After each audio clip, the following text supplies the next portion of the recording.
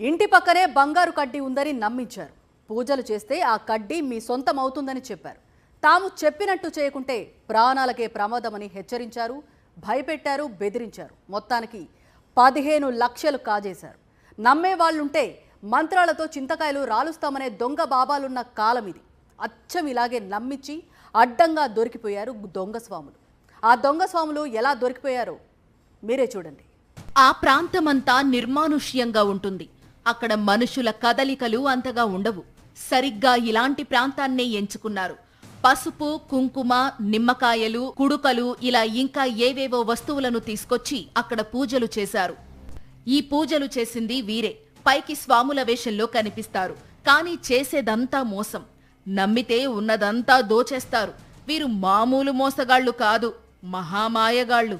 పాపం పండడంతో కరీంనగర్ రూరల్ పోలీసులకు చిక్కారు. 15 రోజుల క్రితం కరీంనగర్ కొత్తపల్లి పోలీస్ స్టేషన్ పరిధిలోని శ్రీరాములపల్లికి చెందిన గజ్జి ప్రవీణ్ కు ఓ మంత్రగాడు పరిచయమయ్యాడు. ప్రవీణ్ తండ్రి కనకయ్య ఆర్టీసీలో చేస్తున్నాడు. కనకయ్య ఎడమకాలు విరిగింది. ప్రవీణ్ తల్లి కూడా అనారోగ్యం పాలవ్వడంతో ఇంట్లో విషయాలన్నింటినీ దొంగ బాబా ఈర్నాల రాజుకు చెప్పాడు ప్రవీణ్. ఇంకేం, దొరికింది గొర్రె అనుకున్నాడు. ప్రవీణ్ ఇంటికెళ్లాడు దొంగబాబా. ఇల్లంతటినీ చూశాడు. ఇంట్లో ఏమీ బాగాలేదని, పక్కనే గుప్తనిధుల కోసం తవ్వితే ఓ బంగారు కడ్డీ ఉన్న పెట్టె బయటపడుతుందని నమ్మబలికాడు. అది బయటకు తీస్తేనే కాని ప్రవీణ్ తల్లిదండ్రుల ఆరోగ్యం కుదుట పడుతుందని మాయమాటలు చెప్పాడు. లేకపోతే నెల రోజుల్లో తండ్రి చనిపోతాడని ప్రవీణ్ను భయపెట్టాడు. అందుకు కొంత పూజా సామాగ్రి కావాలన్నాడు. ముందు 3 లక్షల రూపాయలు వసూలు చేశాడు. ఆ తర్వాత దొంగబాబా ఈర్నాల రాజు తన వెంట మరో 4గురిని తెచ్చుకున్నాడు.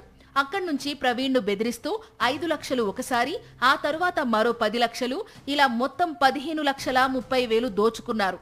ముందుగా ప్రవీణ్ కుటుంబ సభ్యుల కంటపడకుండా అతని ఇంటి పక్కనే మంత్రగాళ్లు పెద్ద గొయ్యి తవ్వి ఓ డబ్బాను అందులో పెట్టి మట్టితో కప్పేశారు. ఆ తరువాత పూజల డ్రామా మొదలు పెట్టారు. కుంకుమ, నిమ్మకాయలు, పసుపు వంటి వాటితో పూజ చేశారు. ముందుగానే దాచిన డబ్బాను ప్రవీణ్ ఎదుట బయటకు తీశారు. అందులో బంగారు కడ్డీ ఉంటుందని నమ్మించారు. ఆ డబ్బాను దేవుడి గదిలో పెట్టమని ఆదేశించారు. దాంతో పాటే ఇంకా డబ్బులు కావాలని డిమాండ్ చేశారు. లేకపోతే అదే గొయ్యిలో మీ నాన్నను పాతి పెడతామని ప్రవీణ్ను భయపెట్టారు. అలా అప్పటికే 15,30,000 వసూలు చేశాక గాని మంత్రగాళ్ల ముఠాపై అనుమానం రాలేదు ప్రవీణ్కు. వెంటనే కరీంనగర్ రూరల్ పోలీసులను ఆశ్రయించాడు. బాధితుడి నుంచి ఫిర్యాదు అందుకున్న పోలీసులు చాకచక్యంగా దొంగస్వాములను అరెస్టు చేశారు. నిందితుల నుంచి 15,30,000 నగదుతో పాటు 7 తులాల బంగారం, 3 కార్లు, 7 సెల్ ఫోన్లు స్వాధీనం చేసుకున్నారు. నిందితులంతా నేరాన్ని ఒప్పుకున్నారు.